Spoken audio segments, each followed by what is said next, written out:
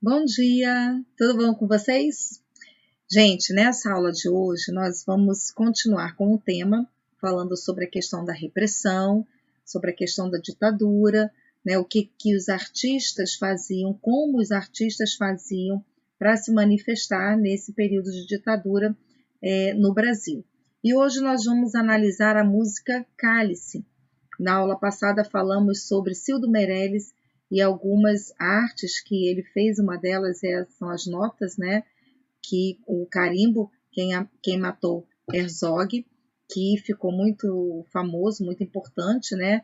Pelo seu contexto. E hoje nós vamos analisar um pouquinho a música Cálice, que foi muitas músicas, né? Da época da ditadura, e essa foi super importante. Então vamos aqui. Chico Buarque é um compositor incrível, né? Criou letras fenomenais para criticar o período da ditadura e eles tentavam driblar a ditadura. Nós já comentamos que algumas músicas passavam, outras não, tá? E essa música Cálice, que é o que nós vamos observar hoje. Eu quero analisar com vocês alguns versos, aliás, verso a verso, toda a música e contar um pouquinho da história. Depois é importante que você ouça essa música, né? Eu vou colocar o linkzinho lá no grupo de vocês para que vocês possam acessar essa música, mas vocês podem procurar também nas plataformas que vocês já conhecem a música Cálice de Chico Buarque.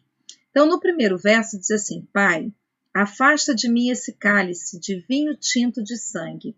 O que ele quer dizer com esse verso? É um verso que vai se referir a uma passagem bíblica. Quando ele fala, Pai, afasta de mim esse cálice, isso foi palavras de Jesus, quando ele estava no momento crucial, que era o momento da crucificação. E ele, quanto ser humano, ele vai dizer, Pai, afasta de mim esse cálice. Ou seja, ele gostaria de não passar por aquele sofrimento, mas ele sabe que isso não era possível, ele teria que passar por aquele sofrimento. E o vinho, né, o cálice do vinho que ele ia beber era sangue, porque ele iria morrer. Então, ele coloca essa referência justamente para falar sobre essa questão do regime, essa questão do cálice que os artistas estão tendo que tomar, né, porque é a repressão, que é a tortura, alguns até a morte. Tá? Aqui ele está mostrando uma imagem, né, da época da ditadura, e ele fala aqui do cálice que tem a dupla referência. Você tem a palavra cálice, que é o copo de vinho, que é servido o vinho, e que é de sangue e é complicado das pessoas, mas ele tem a palavra cálice. Então, é uma dupla referência. Cálice significa boca fechada. As pessoas não podiam falar, tá? Então, quando ele fala, Pai, afasta de mim esse cálice, ele está falando do cálice que tem que beber do vinho, que ele tem que beber do sangue, e ele está falando cálice por quê? Porque você teria que ficar de boca fechada. E ele não queria ficar de boca fechada. Nem ele, nem os outros artistas. As pessoas queriam ter liberdade para protestar e não podiam, tá? Então, a dupla referência imposta nessa palavra. Aí depois ele vai dizer, ó, como beber dessa bebida amarga, tragar a dor, engolir a labuta, como aguentar essa repressão e prosseguir? É difícil, né?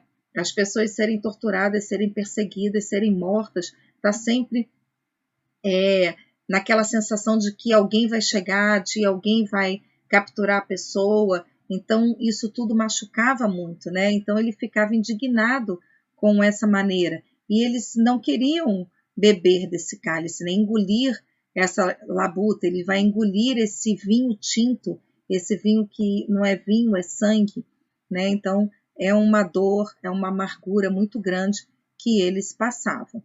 Próximo, ele diz assim, mesmo calada a boca, resta o peito, silêncio na cidade não se escuta. A boca está fechada, mas o peito dói. Então, o silêncio não se escuta por quê? Porque a dor não se cala. Você pode não falar, mas a dor está presente, está amargurando, está machucando, e ela vai estar gritando dentro de você, tá? Então, a boca está fechada, mas a dor não. O próximo diz: de que me vale ser filho da santa? Melhor seria ser filho da outra. Outra realidade menos morta, tanta mentira, tanta força bruta. Aqui ele faz uma referência à própria família.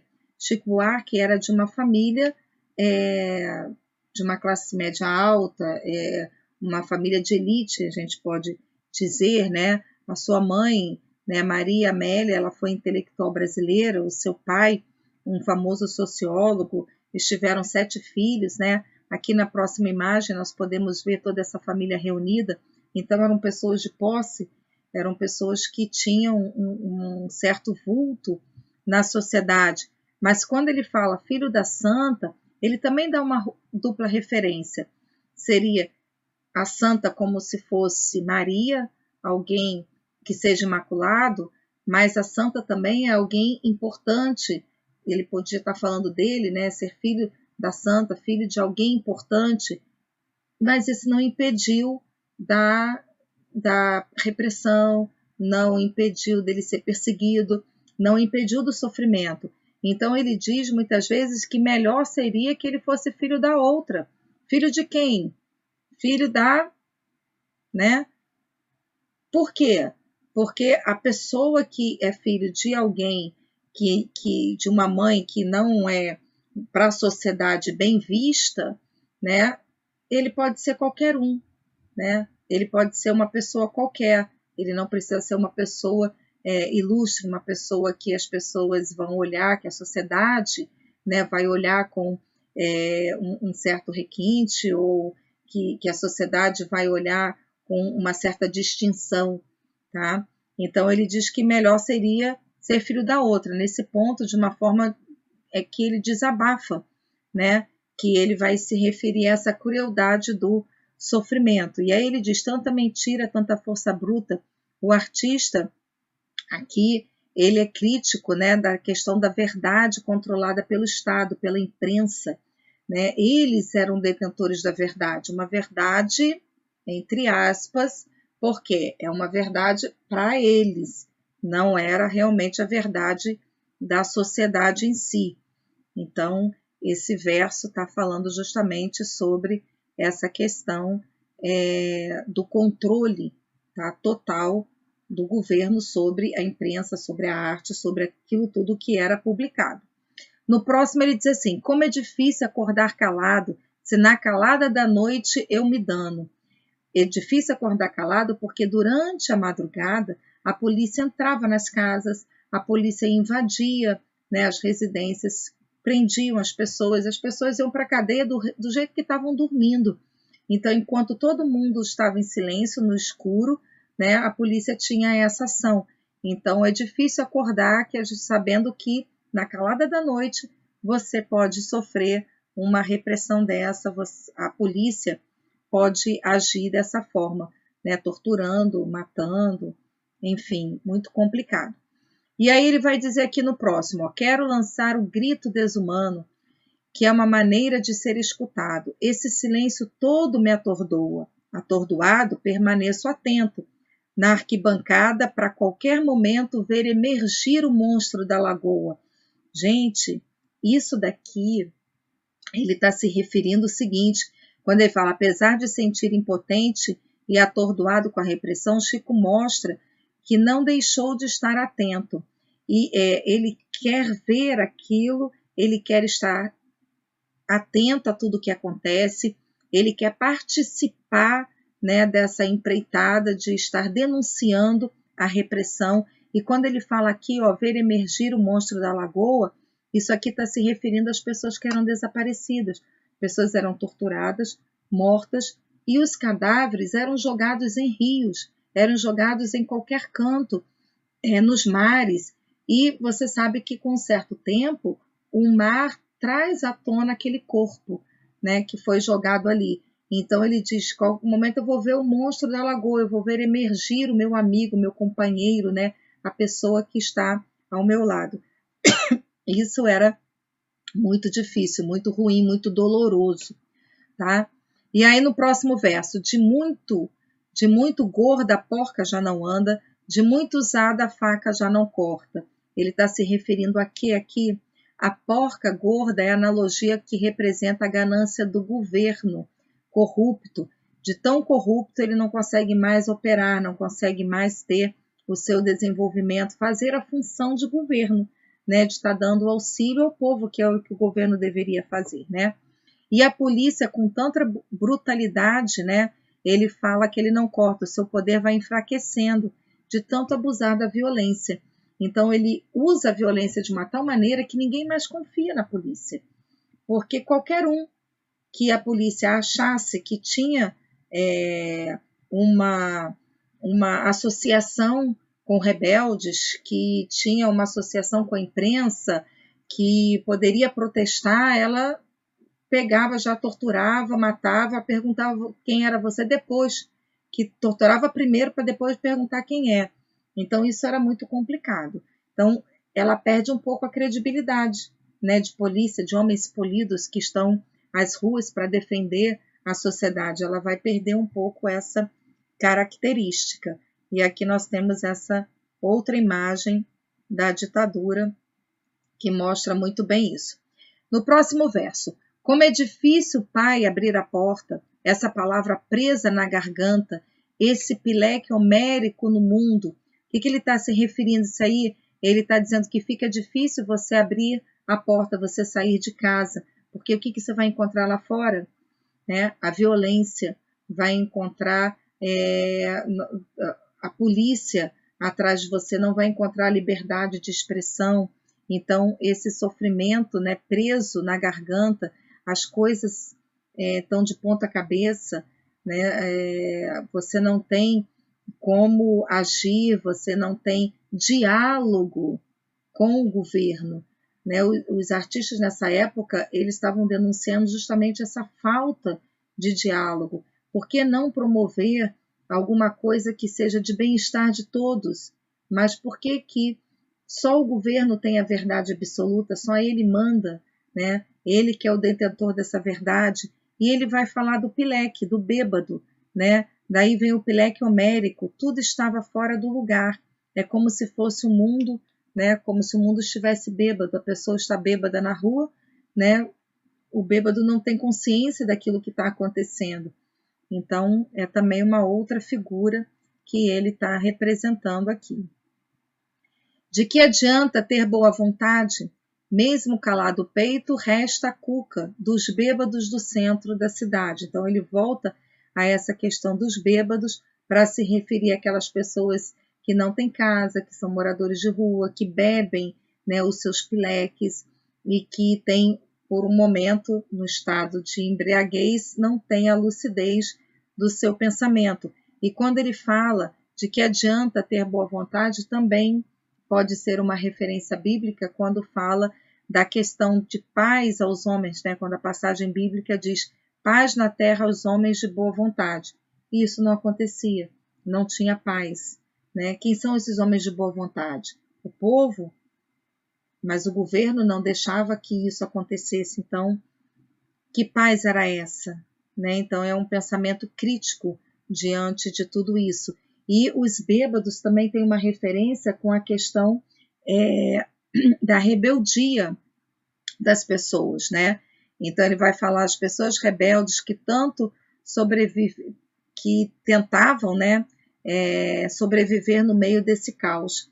A pessoa que está na rua, os bêbados no centro da cidade, as pessoas sem casa, né, não tem um lugar, um abrigo seguro, um lugar para ficar e teriam que resistir a toda essa angústia, todo esse momento de desespero. Talvez o mundo não seja pequeno, nem seja a vida um fato consumado.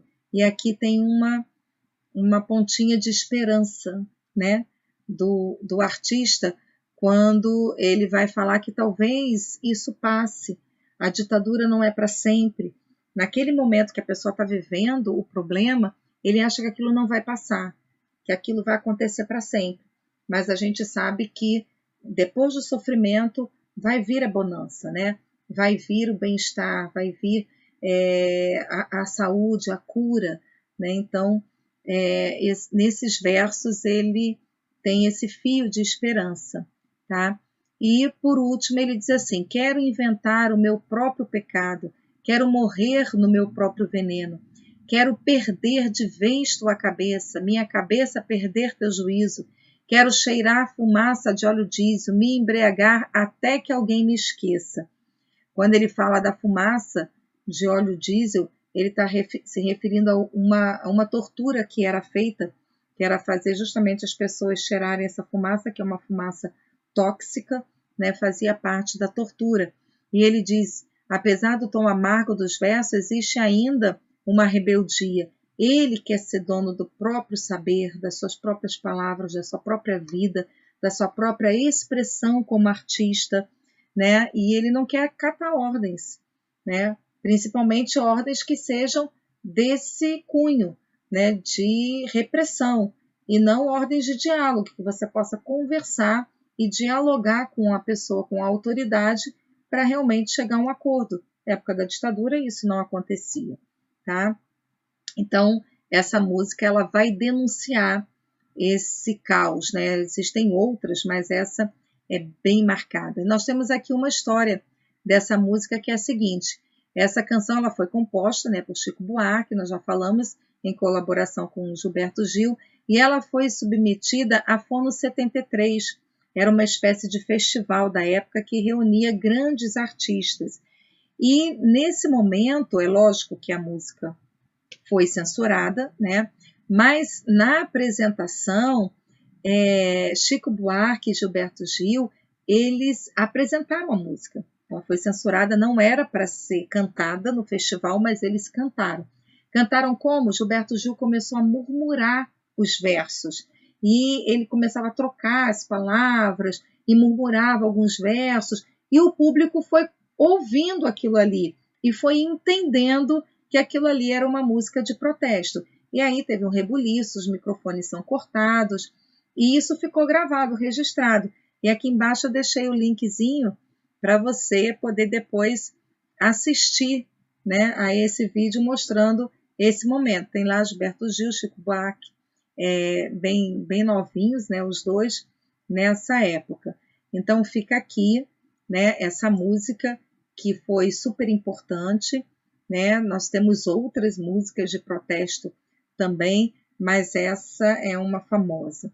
E aí você pode ouvir, né? Como eu já falei antes, é importante que você ouça. Eu vou colocar o linkzinho para você ouvir, mas nas plataformas que vocês quiserem, né? Vocês podem ouvir e comprovar, né? Toda essa nossa exibição de hoje, né? Essa aula de hoje falando sobre isso. Então ficamos por aqui. Eu espero você na próxima aula. Até lá!